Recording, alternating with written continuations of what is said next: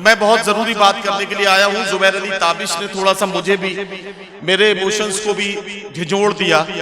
शुजा भाई का और उनके वालिद का और राहत भाई का जिक्र उन्होंने किया अपनी इस नज्म में, और अपने वालिद का जिक्र किया। मैं एक बात कहना चाहता हूं, और अक्सर मुशायरों में मैं ये बात कहता हूं कि मुशायरा एक हॉल के नीचे बैठकर चंद घंटे आह और वाह में वक्त गुजारने का नाम नहीं है।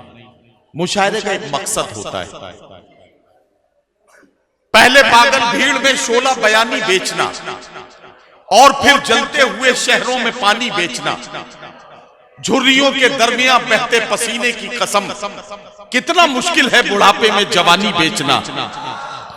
झुर्रियों के दरमियान बहते पसीने की कसम, कितना मुश्किल है बुढ़ापे में जवानी बेचना। एक शेर और सुन लें कि बदन से अब मेरी जागीरदारी खत्म होती है, मेरे बेटे तेरी बूढ़ी सवारी खत्म होती है। एक शेर और सुने कि देखिए मेरा बुढ़ापा किसके हिस्से में पड़े, मेरे बच्चे कर रहे हैं घर के बंटवारे की बात। माँ ने तमाम रात दुआ में गुजार दी, हम थे कि थोड़ी देर हवा करके सो गए।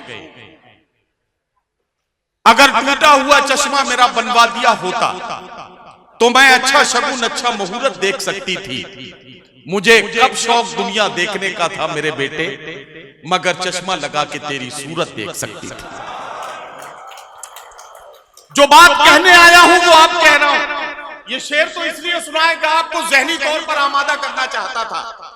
सारी दुनिया से अपनी तरक्की की दुआओं के लिए गुजारिश करने वाले नौजवानों सुनो, अपनी कारोबार की तरक्कियों के लिए आमिलों के चक्कर लगाने वालों सुनो, दुनिया का सबसे बड़ा ताबीज तुम्हारे घर में है। एक बार मुस्कुरा के अगर अपने वालिदैन का चेहरा देखोगे तो एक हज्जे मबरूर का सवाब मिलेगा। उलमाए किराम यहां बैठे हैं, मेरी बात की तायीद करेंगे। एक हज्जे मबरूर का सवाब उन औलादों के लिए है कि जो अपने वालिदैन का चेहरा मुस्कुरा कर देखें। सारी दुनिया से दुआओं की गुजारिश कर रहे हो, अगर वो बूढ़े हाथ, अगर वो सफेद दाढ़ियां, अगर वो आंसुओं से भरी हुई आंखें तुम्हारे लिए एक बार बारगाहे इलाही में उठ गई, तो दुनिया की तरक्की का कोई रास्ता ऐसा नहीं जो तुम्हारे लिए मुश्किल हो जाए, कोई मंजिल ऐसी नहीं जहां तुम पहुंच ना सको।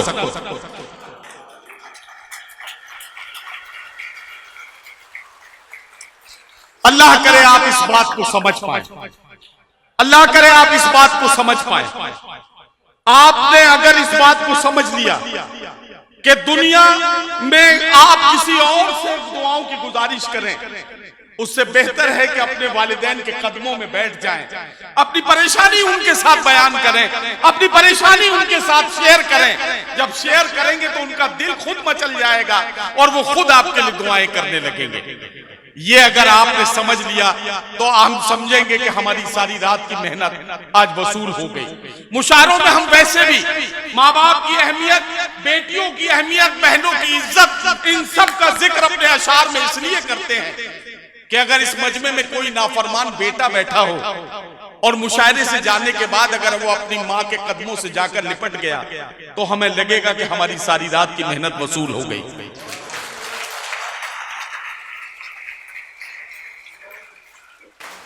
आखिर में बस एक बात कहना चाहता हूं, मुस्लिम लाइब्रेरी की ये जो कमेटी है,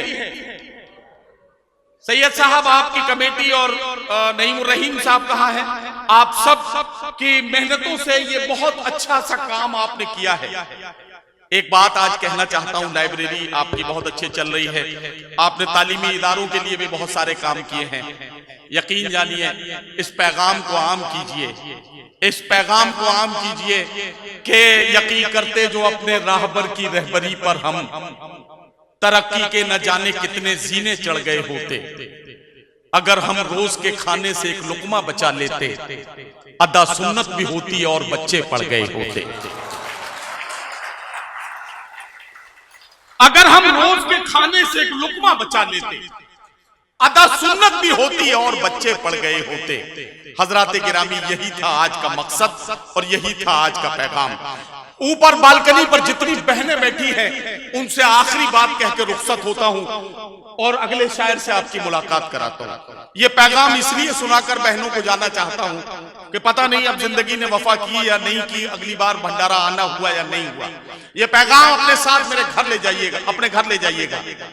जो कुछ आप अपनी बहू से चाहती हैं वो अपनी बेटी को सिखाना शुरू कर दीजिए। यकीन रखिए ये दुनिया जन्नत बन जाएगी।